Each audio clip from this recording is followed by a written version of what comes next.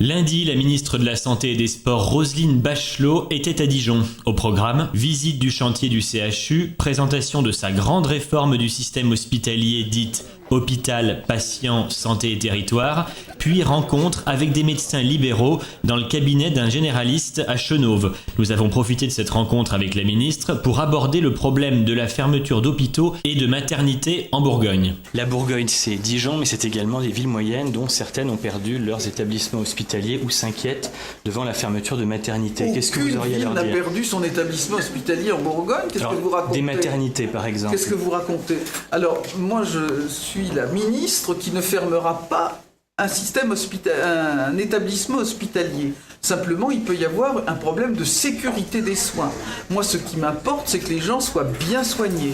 Donc, on peut avoir des maternités qui ne remplissent pas cette fonction de sécurité des soins parce qu'il n'y a pas assez d'accouchements qui y sont pratiqués. Vous savez, quand vous avez une maternité dans laquelle il est pratiqué 200 accouchements par an, par exemple, ça veut dire quoi ?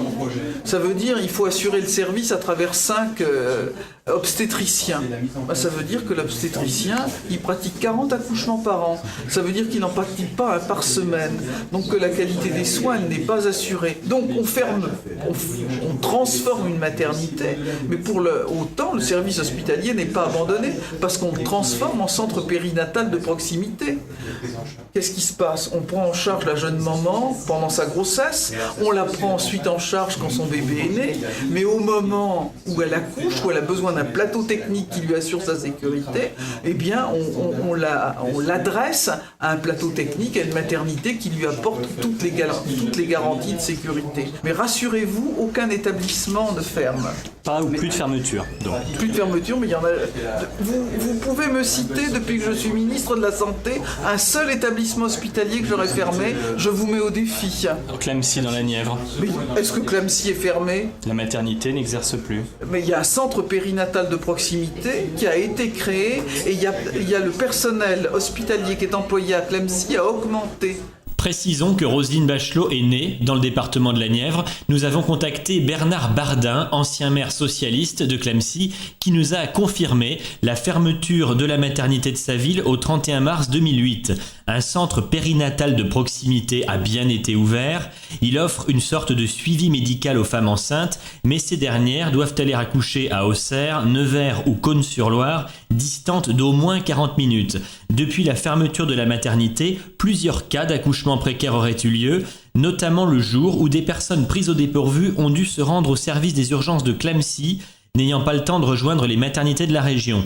Devant la décision de fermer le service, plusieurs maires du nord de la Nièvre et du sud de l'Yonne, dont Bernard Bardin, avaient temporairement décidé de ne pas organiser les élections municipales. Le maire de Clamecy avait enfin pris cet arrêté municipal un peu provoque, interdisant aux femmes d'accoucher sur le territoire de la commune. Concernant cette maternité de Clamecy, Michel Antony, président de la coordination nationale des comités de défense des hôpitaux et maternités de proximité, nous précise qu'avant sa fermeture, elle avait été classée 2e de France sur le plan de la satisfaction des patients par le Nouvel Observateur. Il nous indique également que loin des 200 accouchements par an cités par Madame la Ministre, de grandes maternités sont également concernées par les fermetures, comme celle de Juvisy-sur-Orge, plus de 900 accouchements par an, ou celle d'Ivry-sur-Seine qui pratique chaque année 2400 accouchements.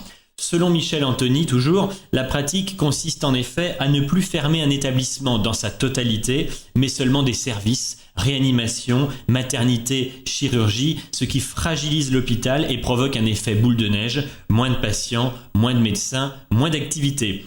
C'est également le cas à Châtillon-sur-Seine, en Côte d'Or. Le maire UMP Hubert Brigand nous a décrit le processus. Maternité fermée à l'été 2008, service de chirurgie maintenu grâce à un rapprochement avec Dijon, puis, comme l'aide promise par le CHU de Dijon ne venait pas, la chirurgie a été fermée à Châtillon à l'été 2009.